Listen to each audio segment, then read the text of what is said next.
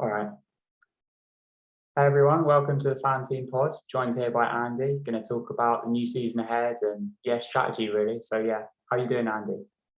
Yeah, not too bad, mate. Thank you very much for having me. Good. So let's get started. So do you want to talk a bit about what FanTeam is? Yeah, so FanTeam is very, very similar to FPL with a few little differences.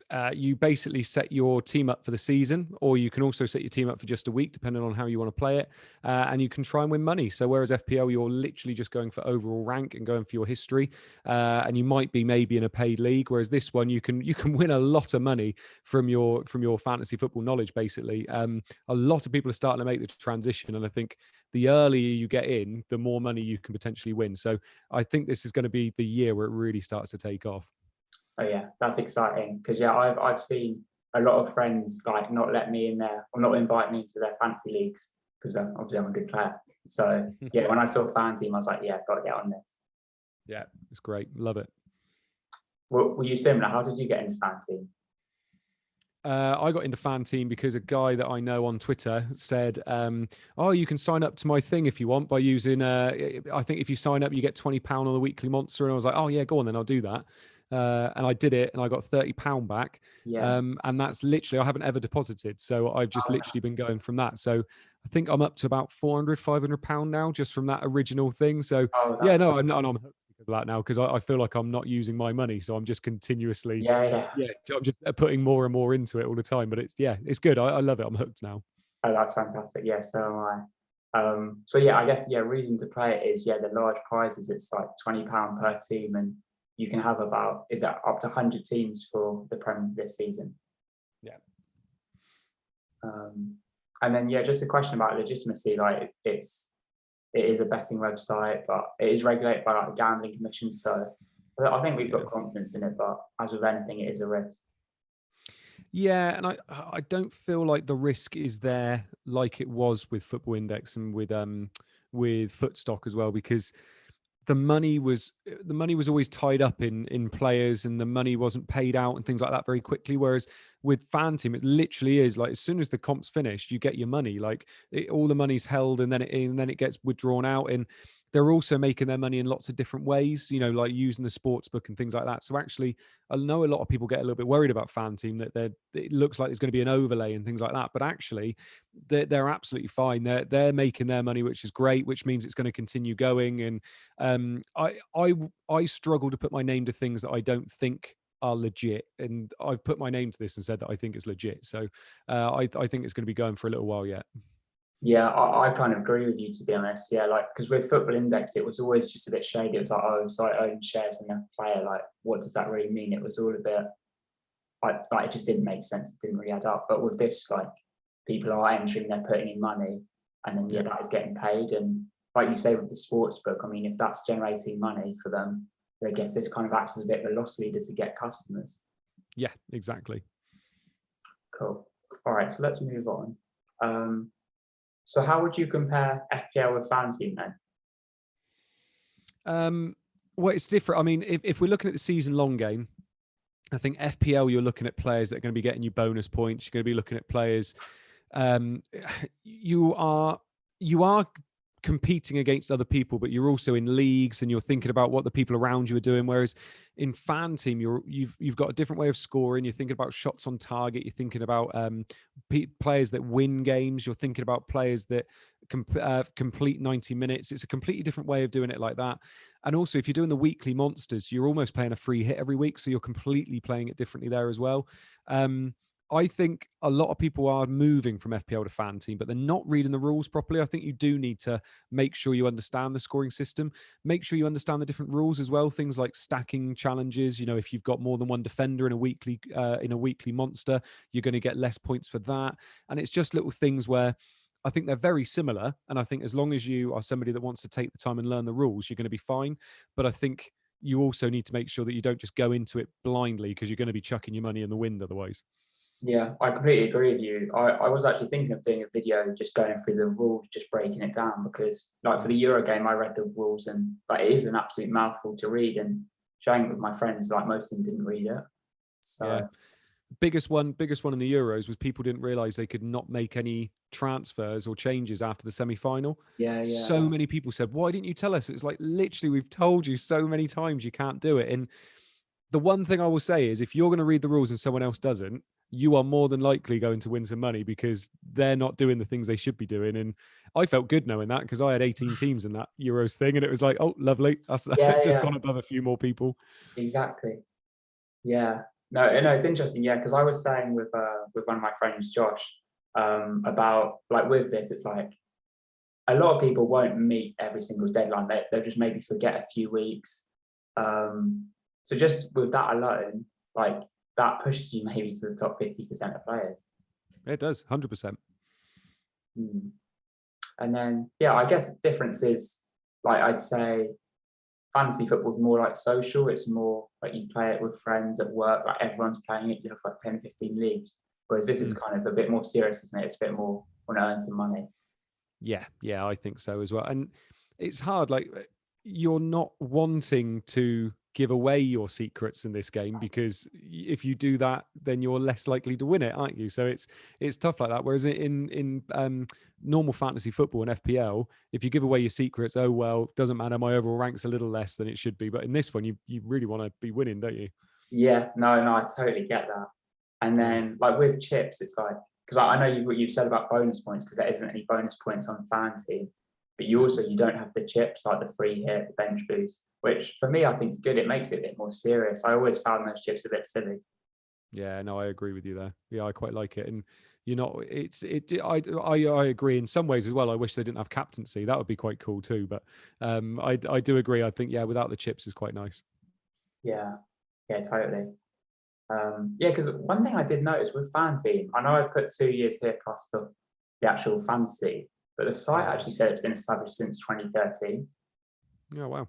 So they can't have been doing fantasy for that long, have they?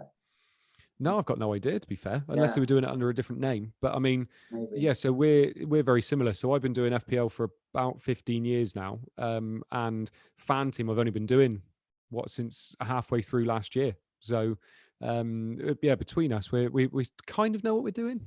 Yeah. Yeah, sort of. Yeah, sort of.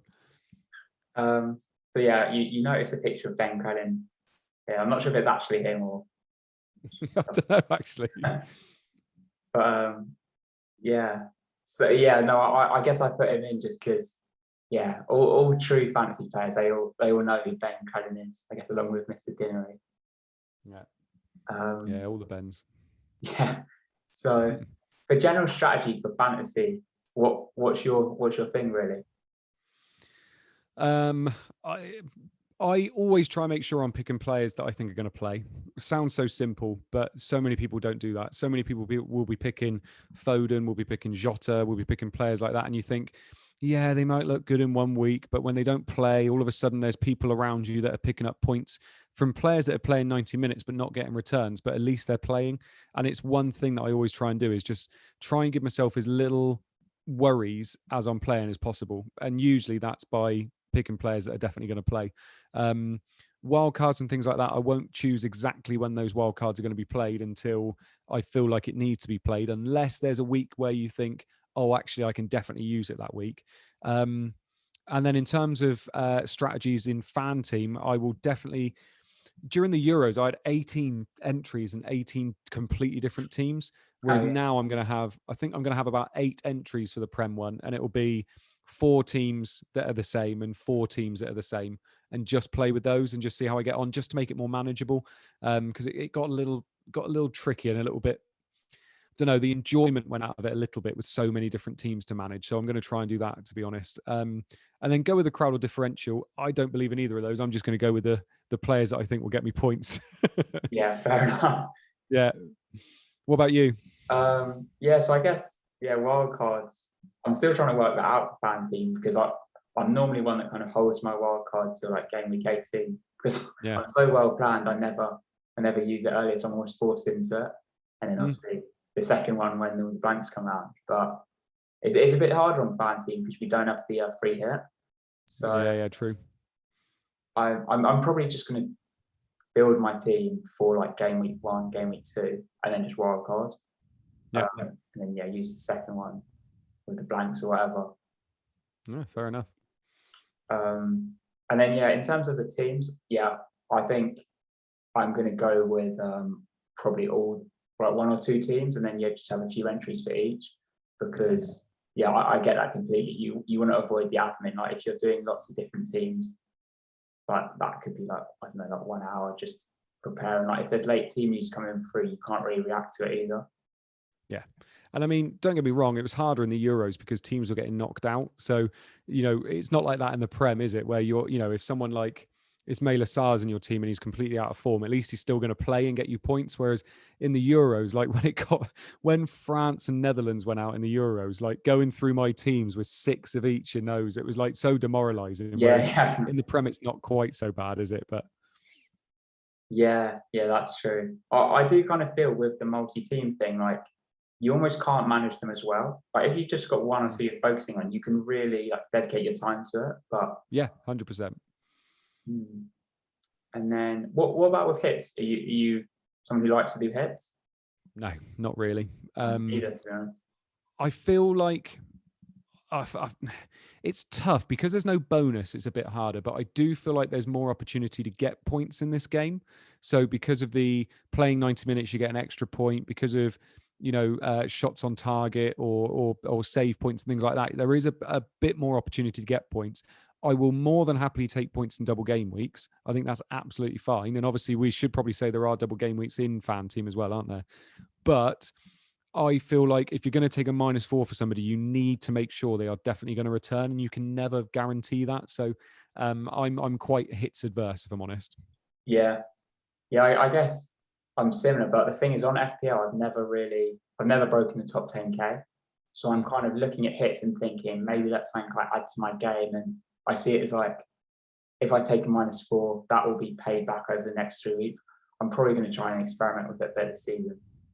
Yeah, that's fair enough. And actually, that's something really good that you've just picked up on, is that -4s, if you have got a long-term plan, are much better than a -4 just for a 1 week punt. Like 1 week punt is hard for them to bring those points back to you. Whereas if you've got bringing in a -4 somebody that's got lovely fixtures for the next 3 weeks, that's a far better plan than bringing in somebody that you just think is going to do well 1 week. Yeah, definitely. You definitely want to resist the whole, oh, my team doesn't look good this week, so I'm going to change it just so it looks good on paper for that week. Definitely. And I tell you what, 90% of the time, when I make a change or when I do a -4, I should have just kept it as it was. Yeah, 90%. Honestly, it happens so often. Yeah, because I guess it's the whole regress to the mean. It's like you can just be chasing points, really, can't you? Yeah, definitely. And you don't want to be doing that. And that's some of the ones, if you're very, very new to fantasy, you can look back through the year and think, yeah, I was chasing points a little bit there. And it's just being able to reflect on your own game as well. Yeah, definitely. So moving on. What do you think about these fixtures for the first week? Are there any teams you've caught your eye? Yeah, I won't lie. There's a lot of lovely ones. Obviously, when we're looking at the monster, this will be something that I'm looking at in terms of just the 1 week, which is lovely. But in terms of, I am kind of looking for the first 3 weeks, if I'm honest. So yes, the first fixture is lovely, but I'm looking to make sure they've got good fixtures moving forward. I think it's tough to look beyond Liverpool. Liverpool always tend to start seasons strong, even the first game, and Salah tends to start games really well. They've already done it against Norwich before, first game of the season. Yeah. Yes, Norwich scored against them, but I think Liverpool did quite well. Obviously, I think it was Van Dijk, Salah got one. Can't remember. I think it was Origi got one as well, actually. I think it was, wasn't it? But so I think Liverpool's a good one to start with there. I think Villa, I'm finding it very, very hard to ignore. Ollie Watkins for me, great because he plays 90 minutes as well. That's one thing I love about Ollie Watkins. Buendia, I've been looking at quite a bit. Obviously, Grealish might be going to City now, so he's off my radar completely. Martinez, I absolutely love. He's expensive, but with save points in FanTeam, I honestly think he's going to be just a gem, an absolute gem. So really, really love Martinez. I think it's going to be interesting looking at Man United against Leeds. I think I've got a feeling Leeds are going to carry on where they left off in terms of defensively. I don't think it's going to be what we expect from Man United against Leeds like it was last year when Tomine got a brace in the first 10 minutes or whatever it was. But I'm going to have Bruno in my team. I'm going to be tempted to have Greenwood as well. I really like the look of Greenwood because he's going to be starting with Rashford out. The good thing about Bruno is, again, he'll play 90 minutes. The bad thing about Greenwood is he probably won't play 90 minutes. So that's where it's tough with someone like him. Apart from that, when I'm looking on the way down, I've got to say it, Spurs with the new manager, I think Man City are going to run wild. I feel like Man City are that team that people aren't going to be investing in. And actually, they probably should be. Someone like Mahrez, I think, could do absolute bits against Spurs. It's one of those games where Man City go up against Spurs and they've got such a soft underbelly, Spurs, that you just think they're going to roll over and tickled, aren't they? And I feel like Man City could put 3 past them in that first game. So, yeah, out of all of them, I think those are the ones. Maybe over the place. Everton under a new manager, quite good as well. Dean obviously probably going to be on all set pieces now as well, with Siggy not there. So yeah, that's probably how I'm looking at those first fixtures. Yeah, no, yeah, that's really interesting. Some great insights there. But yeah, with Liverpool, like, I can really see myself tripling up on them. Just kind of, I don't know, probably like Mane, Van Dijk, maybe another of the defenders. But you say about Salah, he's just quite expensive. But if you captain him, I guess it's worth it. That's it. And I mean, when I'm looking at it, I think in the first 6 weeks, it could be 4 weeks that I captain him. Yeah, I get that. And and he's on pens. Pens make a big difference. Mids. Yeah. I see what you're saying about Man City as well. It's just you don't know what you can get with Spurs, and like if their best players are a bit like sulky, not going to training, yeah, the ingredients are there. I remember when I'm an Arsenal supporter. I remember when we lost 8-2. Yeah, things can just kind of compound. Yeah, that's it. And the thing with Man City is as well, they got Norwich the next week, and you just think if you've got 2 City in your team and those 2 City playing both those games and they've got Norwich next game, I mean, you're going to be captaining them against Norwich, aren't you? So yeah, you could be looking very happy. The only thing is, like you said, the one caveat is who knows whether they'll play or not. I don't think even Pep knows, to be honest. So it is a risk, but if you're doing more than one team and you've got a team that you can gamble with, why not do it? Yeah, and I think Mahrez at 8.5, that's quite an attractive price if he's starting. Yeah, I think it is. Yeah, so what else did we say? Oh yeah, Martinez. I'm with you on that. To be honest, he is quite expensive. What is he? Is he 5? 5.5, I think. 5, so even more. So he probably won't get that many people picking him. So he would probably be a costly differential, to be honest, and he's proven quality. Yeah, I love him. I think they kept 15 clean sheets last year, and he's perfect because their defense does concede shots, so he will be saving shots. And I mean, obviously in FPL he would get bonus, whereas in this he's getting save points. So there are games he can make 4, 5, 6 saves, and he's getting you points every time he does that. So for me, he's perfect. He's literally perfect in this scenario with the way they do points. Yeah. What about if, like, say, Grealish was to leave? How do you think that would affect Villa and then Martinez as well? I think it'll probably help Martinez. The thing that Grealish does really well is he keeps possession and he concedes fouls, so that really helps the defense. Because all of a sudden there you're on a breakaway and he concedes a foul, and it's lovely because you actually get a bit of a breather. But what it could do is that they face more shots and he has to make more saves, and we know he's more than able to make those saves. So it could be better for him in the long run. I don't know whether they'll keep quite as many clean sheets if their talisman's gone. They kept 15 last year, so even if they regress just a little bit and go down to 13, he's still going to be better than a lot of the keepers. I think most keepers kept 11 if they were quite good last year. So he's still going to be a little bit better than that anyway. And yeah, I still quite like him. I think it'll take a little bit of a hit, and 5.5 is a bit of a stretch, but I still like him. He's still my favorite keeper in the game. Yeah, I get that completely. In terms of games here, what have we not covered? Just to pick one out, I'd say, because I watched Arsenal yesterday. Actually, I was at the Emirates, and I didn't think they were that great, to be honest. I think we kind of kept Chelsea at bay a little bit. It was quite a boring game, but I guess I'm quite excited to see Tony for Brentford. I think he'll be quite good and he's quite cheap.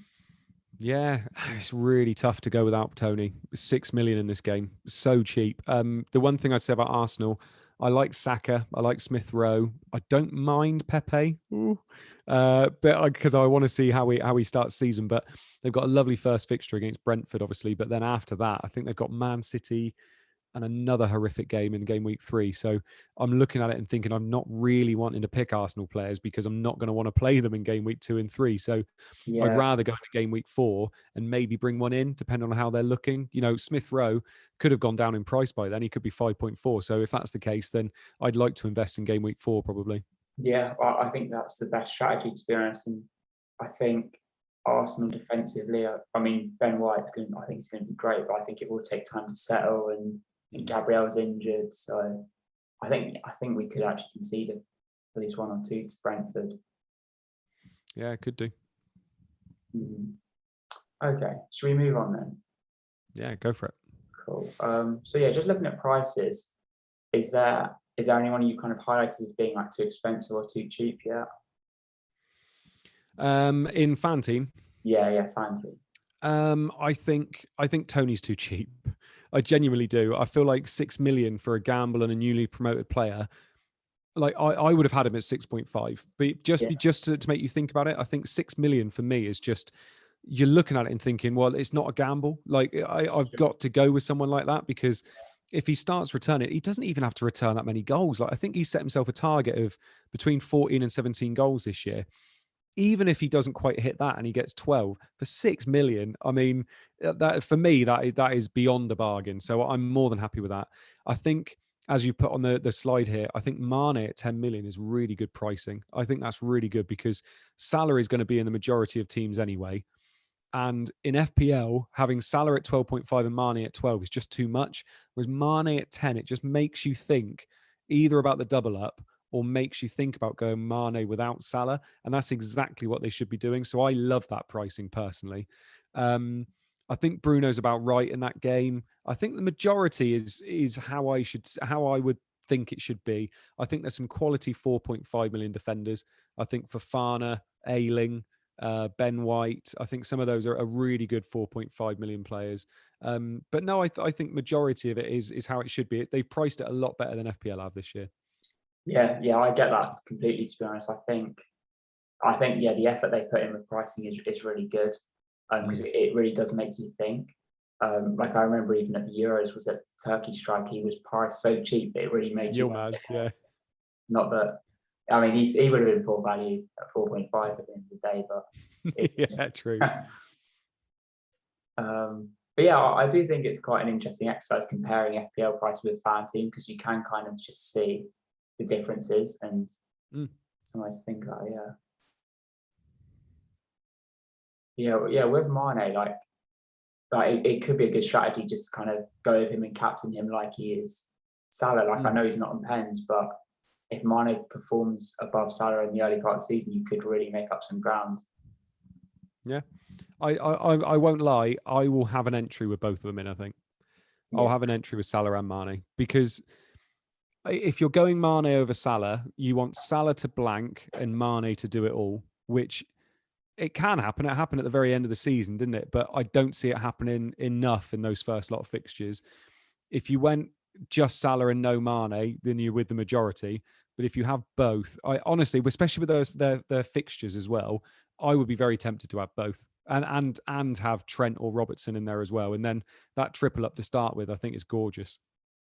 Yeah, no, I get that completely. And I think over like a 38 game season, I don't think you really need to take risks. Like you can just kind of pick who the best players are. So Salah like on pens playing maybe arguably the best team in the league.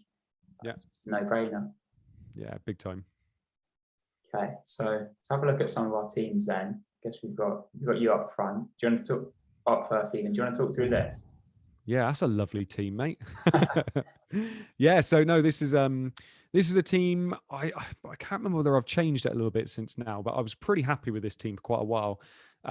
So this is Martinez in goal. I've already bigged him up. I think he's brilliant in this game. I genuinely do. If money wasn't an issue, he would be in every single one of my teams. Absolutely love him. Save points galore. He will keep clean sheets. He's a cracking keeper. You know he's going to play every game. There's no indication that he's ever going to be out of this team. Lovely stuff. Trent, I think he averaged 2 shots a game last year, And when you think defenders get 0.6 more for every shot on target, he's perfect, which just means his base is just so much higher. He takes corners, takes free kicks, whips the ball in so well. They're going to be keeping clean sheets again this year with Van Dijk back, not straight away, but eventually. So yeah, I love Trent. He's been locked to my team for the whole time. Dunk is another one that takes shots, which I really like. They've got a lovely first set of fixtures. So Dunk's been in my team from the beginning. I'm quite happy with him. He does take a few free kicks as well. And then Luca Dean, lovely fixtures to start with as well, because of the whole thing that's been going on with Sigurdsson. He's going to be on free kicks, going to be on corners. He takes a mean free kick as well. You know, even if he just gets on target, you get him points. So I like him as an option. Salah and Bruno have been in every single one of my drafts. Love both on penalties, both their talismans, going to be playing 90 minutes. Absolutely brilliant. Sarr is somebody I really like because he does get in the box and he does take shots. And I feel like the upsides with him there, he's only 6 million. And I think for 6 million, I'm more than happy to take that gamble. I feel like him and Tony are linked in the terms of that they're both talismans for their team. They're both, if either team's going to score, they're probably going to be involved in it. So I feel like that's worth the gamble at their price. I do like having exit points as well. And for both players, I feel like there's exit points for me. So with Sarr, I could go down to Smith Rowe after 3 weeks if it's not going quite well. But then Sarr's fixtures pick up after game week 3. So actually, I'm quite happy owning him through that. Buendia and Watkins, I see very similarly in the fact that Aston Villa's fixtures are lovely to start with. And I want to attack those first 3 game weeks and see how it goes. Watkins plays 90 minutes. He always plays 90 minutes, which is great. And I feel like with those fixtures and the way he played last year, he should be great too. Buendia, I'm not in love with a Buendia pick just because I don't see him getting in the box enough. He's more of that dictator, a little bit behind. But with Grealish going, does that mean he moves forward? It could happen. And then Antonio, when he's fit, I own him. He's brilliant, for West Ham. The only thing that could change me from Antonio is if Tammy Abraham goes to West Ham, and then I will be all over Tammy Abraham. So, yeah, I'm quite happy with that with Antonio. Foster could end up being first choice Watford keeper potentially if Barkman goes to Ajax, because there's been a lot of interest there. Ayling, I think, is great, 4.5. Nailed, absolutely nailed, and he's going to be bombing down the wing. His stats were great last year. He just couldn't quite get the ending product. White's now gone to Arsenal. I do like Arsenal defenders. They had the 3rd best defence last year. People just don't realise. And then Basuma, he's going to play pretty much every game, and he's 4.5 million. I'm not thinking I'm going to play him many weeks, so I might as well just put him in as a 4.5 midfielder. So yeah, I'm really happy with this team. For me, I don't feel like there's much I need to change in terms of I could just go into the season with this team, even if there's big signings that happen. So yeah, I'm quite happy with this. This is probably one of my favourite drafts I've done. Nice. Yeah, no, I like it, to be fair. I guess to critique it. What? Yeah, to play devil's advocate. Okay, so firstly, I'd say I quite like the fact you've got a strong bench. Like they could all, maybe not Basuma, but definitely the other two could definitely come in when they got good fixtures. Yeah. I would say like having Sarr, Buendia, and Tony, maybe it's a bit of a risk because it's like they're all new to this league, really. Yeah. I know the others have they played from previous seasons, but I just feel like, let's say first game someone comes on the scene you weren't expecting, you might have these as problems you need to solve first. Yeah, no, and that's completely legitimate as well, because Sarr, yes, did well when he came up, but that was 2 years ago now, and that was before the pandemic as well. He was pretty awful after that. Buendia, like I said, I've already got my kind of issues with him. I do completely agree with that. Tony, I just think is he's the only one where I've thought, well, the risk just isn't really there because he's only 6 million.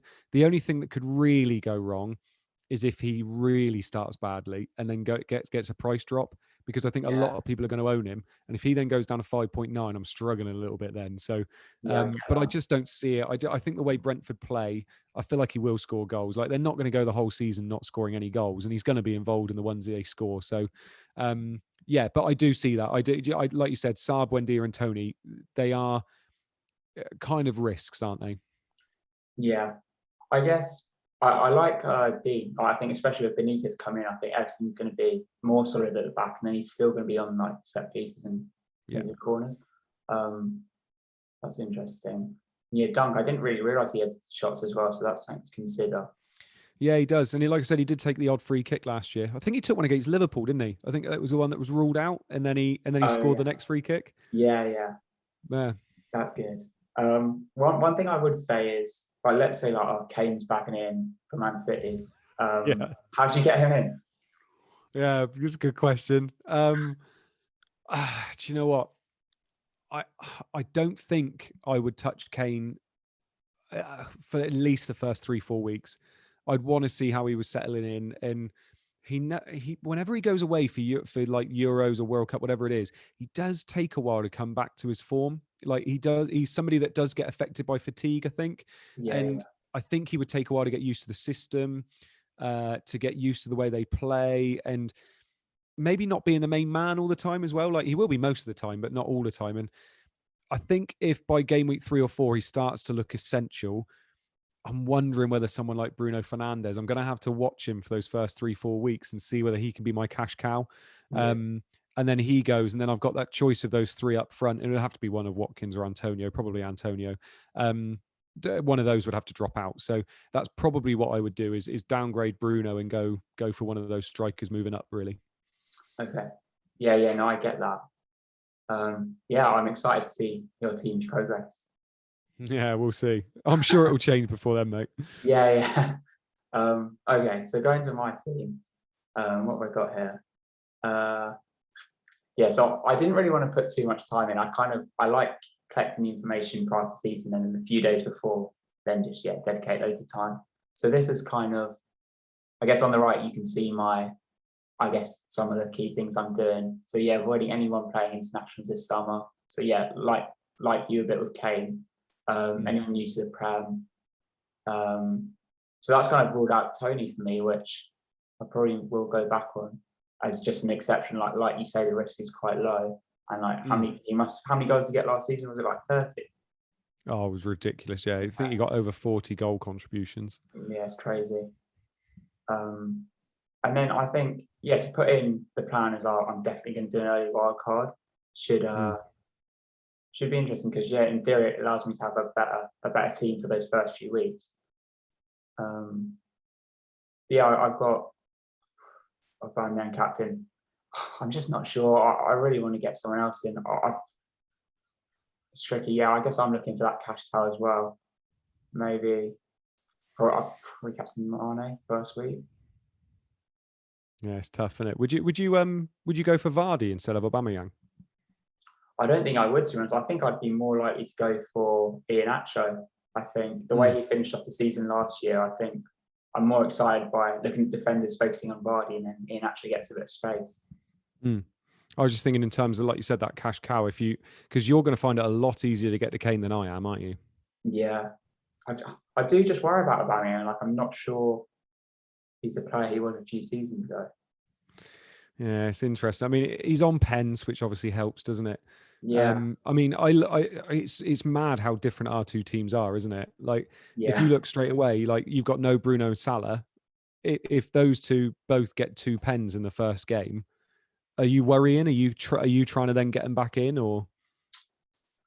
I'm not sure I am, to be honest. I'm kind of quite slow. Like if Bruno was to look like absolutely amazing, pens as well as like on the ball looking great, I think I would be trying to get him in. But then it's like, oh, do I have to take out Mane, who's on good fixtures as well? So it's, to be honest, if I'm going with three cheaper strikers, then I think it's possible. It's more easy to move to Bruno, but that's a decision to make, really, I think. And you fancy Spurs? You've got double Spurs defense in there. Yeah, I think with Doherty, it was kind of the old reunion with the former manager. Maybe he could be all right. But obviously, Man City first game is a bit of a pun. Yeah. Do you reckon Aurier and Doherty would play together? Oh gosh, that's the problem, isn't it? Have I got this completely wrong? That's embarrassing. Are they on the same side? Yeah, both right backs. Oh no, that's embarrassing. I might have to cut this bit. Honestly, I'm terrible with fullbacks. I always make that mistake. That's all right, mate. Yeah. But yeah, Dean. I guess me and you, we both got Dean and Antonio. But that's something we've got in common. And then I think Adams. I think he'll be good. I think defenders seem to focus on Ings, giving him a bit of space. Yeah, it'd be interesting to see what happens with Adams if Ings does go as well, because I know he's trying to go, isn't he? So it depends whether Adams takes that next step up. If he takes that next step up, he could be really good next year.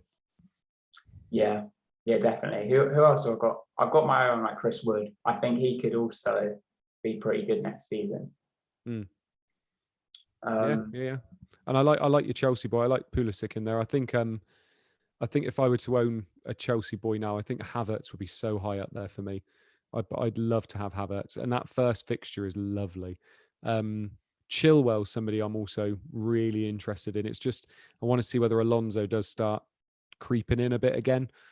By the way, Alonso in his prime would be unbelievable on FanTeam. oh The yeah, gosh. shots he takes and the clean sheets they used to keep. But yeah, I think I'd be on Mount or Havertz instead of Pulisic. When Pulisic plays, he's brilliant, but I just don't know whether he gets those 90 minutes enough. Yeah, and 90 minutes you get the bonus, don't you? So that is pretty important Yeah. on fantasy.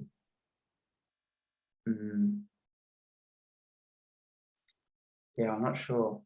I know. With goalkeepers, I feel in quite a strong position because I know I can rotate between Arsenal because, as you say, third best defence last season. I just think Leonard's a pretty good goalkeeper, to be honest. Like, especially with saves, if teams are shooting from outside the box against Arsenal, because I don't think we can be that great going forward next season. So I think we'll have to be quite good defensively. Yeah. Okay. Love the Mahrez shout, by the way. Yeah. Very, very, very keen on Mahrez. Yeah. Yeah. Yes, yeah, surprise as well. Just 8.5 doesn't even, like you said with Tony, just doesn't seem to be a risk at that price as long as he's starting. But I guess I look at this team and I think, yeah, this is probably, I think I've written here it's the third draft. Probably we need to do at least a few more just to get the fullback sorted, if nothing else. Yeah, big time. All right. So moving on, I guess, yeah, just to finish up, would like to, give a link to your YouTube channel, Draft Gym, and then, follow you on Twitter at FPL Mode. Would you like to talk a bit about like what you're doing next season with fantasy on like Draft Gym and then on Scout as well?